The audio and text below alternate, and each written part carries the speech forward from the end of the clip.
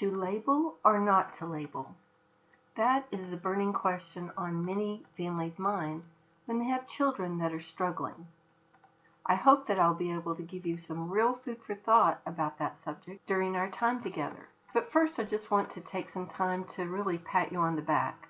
Homeschooling parents are the most resourceful people that I know. They're proactive. They're looking for help in all different directions.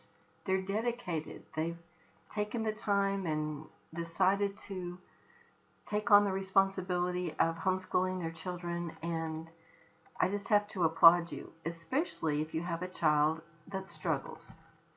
That can be one of the most daunting decisions that you make.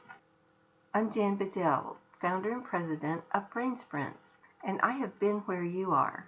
I had a child that had many learning struggles and developmental delays, and I had to face the same decision: where to get her tested, whether to get her tested, what to do with the results when I did get her tested. And then God brought me some real help through the neurodevelopmental approach, and I had to totally think differently than my education background. But it changed her life, so it was worth it. I'd like to invite you to think differently as well. As we expand our minds past just the status quo of labeling and limiting and modifying and coping and compensating, I'd like you to do this little experiment with me. You see this logo? It's a very common logo. You see it many times a day often, and oftentimes at your door. But there's something hidden in this logo that I had never seen before until it was shown to me. Look. Yes, there's an arrow hidden in this logo. Isn't that amazing? You can look at something and not see some of the things that are different. That's the way it was with me with educating my daughter and homeschooling her with special needs. When you're thinking about having your child tested, I think it's a really good idea to pray first, because that's what you do with all big decisions, right? And then you can ask the brain coach, that's me, or one of my team. We have free consultations that we can do to help you know the direction to go in, and if it might be possible to do something different than labeling. We also have some free information on our website to help you with that decision. We have free articles on the topics of dyslexia and ADD and autism and those major areas of learning challenges. You can also go to braincoachtips.com, which has our podcast, or we have a YouTube channel called Brain Coach Tips. Now, I'm assuming you're listening to this because your child is struggling. And you may wonder, should they have a label, and what will that do for them? Oftentimes, people come to me after waiting and waiting for having their child tested and seem very dissatisfied with the results. They did get a label. Oftentimes they got a medication suggestion, which they were hoping not to do, and some vague recommendations about changing the environment or modifying things, which is not what they were really looking for. They were looking for answers to how to help. I know I had that feeling when I had my daughter tested. I was looking for answers, and they just gave me a diagnosis, which was pretty grim at the time. So that was kind of devastating for me, and I have known other people like that. Like David's mom, she got a diagnosis when he was 9 of PDD, which is pervasive developmental delay. Michelle was told that he would never drive, he wouldn't live on his own, he wouldn't be able to hold down a full-time job. And the latest report on David is that he has been driving for years. He is now living on his own. He had a little support from his mom at first with meals and that kind of thing, but he's living on his own, and he's had a full-time job for many years, and now I just found out he's engaged.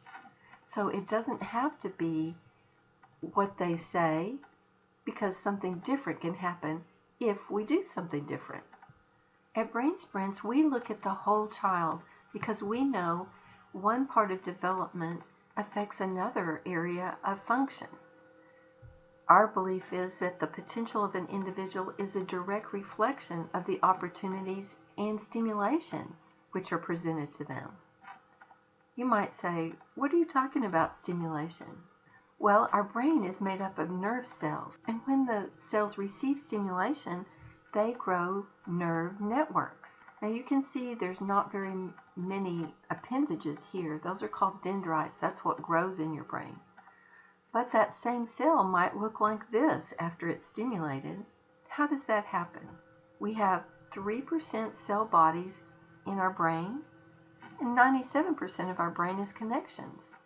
So what we found is when you stimulate the brain, you make those connections, and then you get the function. Oftentimes we're looking for function ahead of the other things, and you have to go in order. First the stimulation, then the connections, then the function follows. So what are the potential dangers of labeling? Labels often can be limiting because they say what the child cannot do or they're not supposed to be able to do. He had had many struggles, and they had found a neurodevelopmentalist to work with. He had gained much function over the couple of years that he had been doing that program, but his pediatrician just kept pushing for genetic testing. So they tested the child, and without having seen the child, the person that gave them the diagnosis said, I'm sorry to let you know that your child has Angelman syndrome. That means that he'll probably not talk, and he'll have trouble doing regular things like riding a bike or reading. And the parents were kind of looking at each other funny because the child was already doing these things.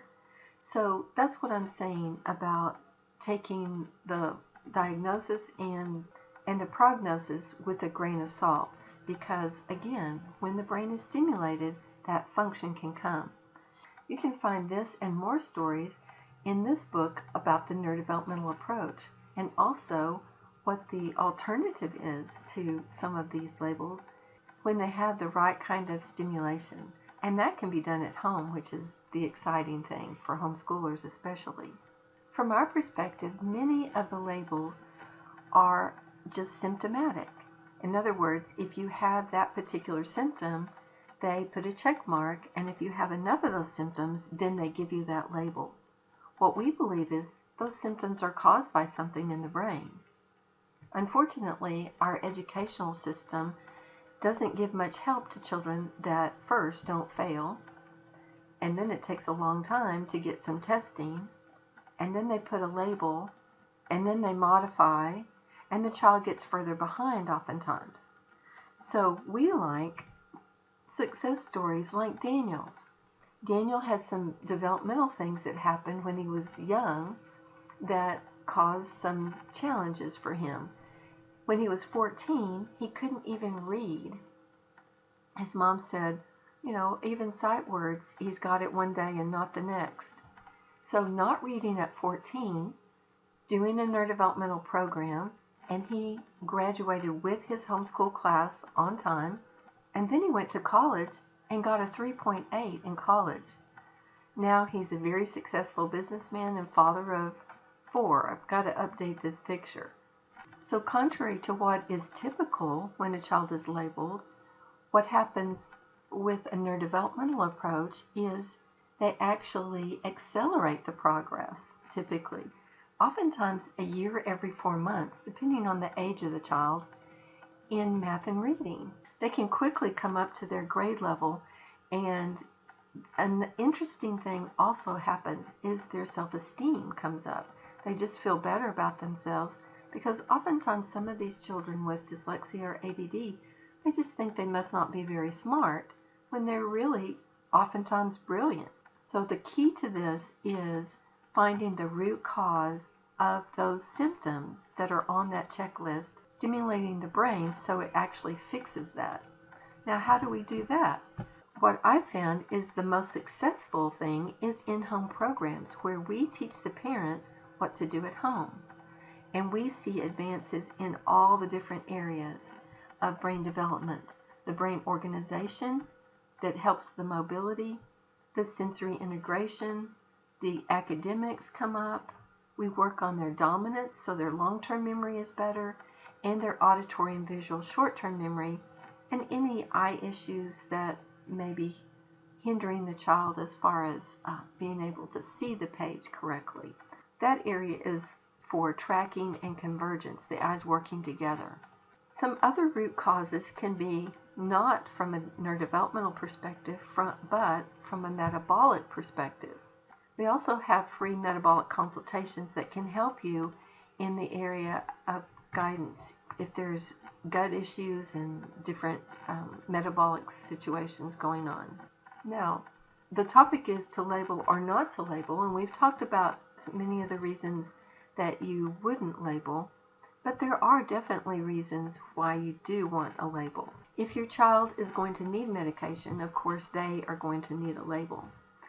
If there's expensive interventions that are necessary, like ABA or other therapies like speech therapy, that's also important to have a label. Most vocational training also requires a label, especially if it's supported by a government agency. If your child is going to need long-term care as far as not being able to live on their own, and they need a group home in the future when you're not around, or if there's no siblings that can help provide that, then they're going to need a label.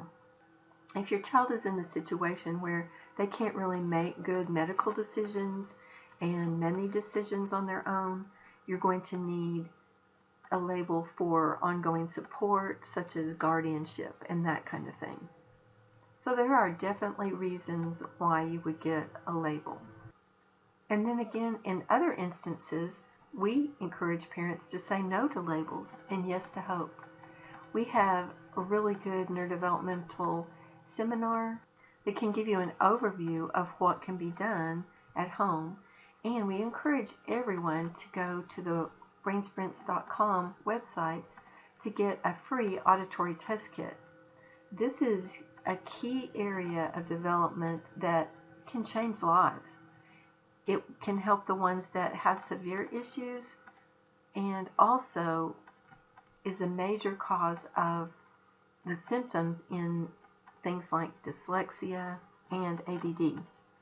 So get that free test kit and test your whole family and see if you can't get that skill up, because it affects everything. If you want more information about that, listen to the Auditory Processing, The Best Kept Secret in Education, and you'll get more information about how important that area is. That's all the time we have for now. If you have questions or we can help you in any way, please contact us at office@brainsprints.com or go to our website, brainsprints.com.